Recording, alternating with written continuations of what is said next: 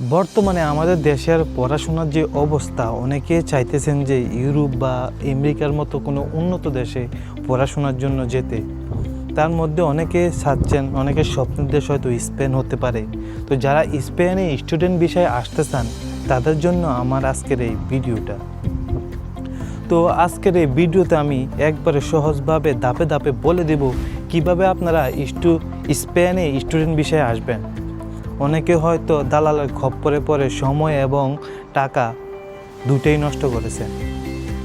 তো কিভাবে আপনি নিজেই সব কিছু প্রসেস করে স্পেনের স্টুডেন্ট বিষয়ের জন্য আবেদন করবেন, আজকের ভিডিওতে আমি সব কিছুই বলবো। আসসালামু আলাইকুম, সবাই কেমন আছেন? আশা করি ভালো আছেন। আজকের ভিডিওটা কোনো ব্লগ ভিডিও না, আজকের ভিডিওটা হলো স্পেন সম্পর্কে আমি কিছু কথা বলবো। আমাকে অনেকেই প্রশ্ন করে যে স্পেনে কিভাবে স্টুডেন্ট বিষয়ে আসবে, এবং আমাকে অনেকেই প্রশ্ন করেন স্পেনে কিভাবে স্টুডেন্ট বিষয়ে আসবে। প্রথমে আপনি আপনার পছন্দ মতন কোনো ইউনিভার্সিটি সিলেক্ট করবেন। পরবর্তীতে আপনি যে ডিপার্টমেন্ট, যে বিষয় নিয়ে পড়াশোনা করতে চান সেটার জন্য আবেদন করবেন। যখন আপনি আবেদন লেটার পেয়ে যাবেন, তারপর আপনি তাদেরকে টিউশন ফি জমা দিবেন। আর মনে রাখবেন, যখন আপনি টিউশন ফি জমা দিবেন তখন টিউশন ফিয়ের যে লেটার রিসিট আছে ওই রিসিটটা অবশ্যই রেখে দিবেন, কারণ বিষয় হওয়ার ক্ষেত্রে ওই রিসিটটা আপনার অনেক কাজে আসবে। আর একটা কথা মনে রাখবেন যে ইউনিভার্সিটি কি স্পেনের কর্তৃপক্ষের অনুমোদিত কি না। যদি অনুমোদিত হয় তাহলেই আপনি এটাতে অ্যাপ্লাই করবেন, কারণ তা না হলে আপনার সময় এবং টাকা দুটোই লস খাবেন। তারপর যেটা করবেন, তারপর অবশ্যই আপনার বাংলাদেশের পাসপোর্ট থাকতে হবে, আর ওই পাসপোর্টের মেয়াদ অবশ্যই 1 বছর থাকা লাগবে। তাহলেই আপনি স্টুডেন্ট ভিসার জন্য আবেদন করতে পারবেন। তারপর যে বিষয়টা হলো অত্যন্ত গুরুত্বপূর্ণ বিষয়, সেটা হলো আর্থিক সচ্ছলতা। আপনার যেই ব্যাংক স্টেটমেন্ট দেখাতে হবে, সেটা দেখাতে হবে যে আপনি পড়াশোনার খরচ চালিয়ে এবং স্পেনে থাকা খাওয়ার খরচ চালাতে যেই পরিমাণ টাকা পয়সা লাগে ওই পরিমাণ টাকা পয়সা আপনার ব্যাংক স্টেটমেন্টে দেখাতে হবে। তাহলে আপনি ভিসাটা খুব সহজে পেয়ে যাবেন। আর একটা কথা, যদি তারা বুঝতে পারে যে আপনি পড়াশোনার জন্য স্পেন যাইতেছেন, তাহলে আপনার ভিসা পাওয়া অনেক সহজ হয়ে যাবে। তো পরবর্তীতে আপনারা এখানে এসে পার্ট টাইম জব করতে পারবেন, সমস্যা হবে না যদি আপনি বৈধভাবে স্টুডেন্ট ভিসায় আসতে পারেন।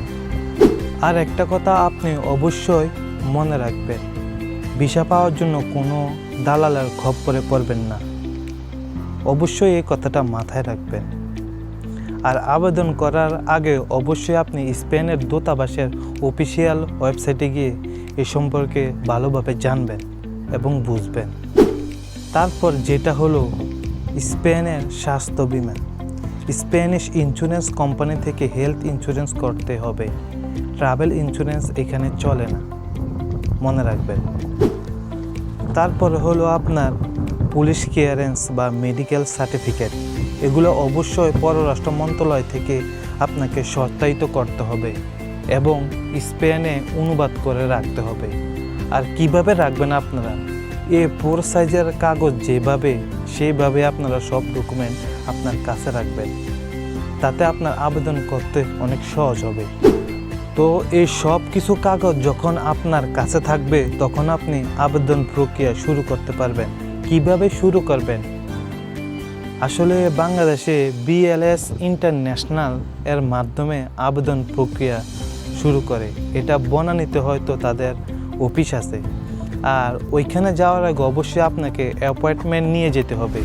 অ্যাপয়েন্টমেন্ট না নিয়ে গিয়ে তাহলে আপনার কোনো লাভ নেই। আপনি অবশ্যই অ্যাপয়েন্টমেন্ট নিতে হবে, তারপর আপনি যাবেন ওইখানে।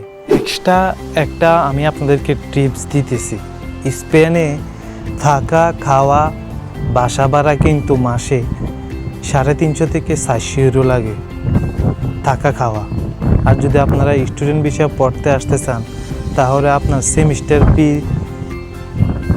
যে ইউনিভার্সিটির যেমন সেমিস্টার ফি তেমন আপনার সেমিস্টার ফি দিতে হবে। তো আপনার যদি আর্থিক অবস্থা ভালো থাকে তাহলে আপনি হয়তো দেখা গেছে পার্ট টাইম জব না করেও আপনি আপনার টাকা পয়সা ম্যানেজ করতে পারবেন। কিন্তু যাদের আর্থিক অবস্থা খারাপ তারা হয়তো পারবে না। আসলে আপনি একটা দেশে আসলে কখনোই আপনি সাথে সাথে সব কিছু করতে পারবেন না।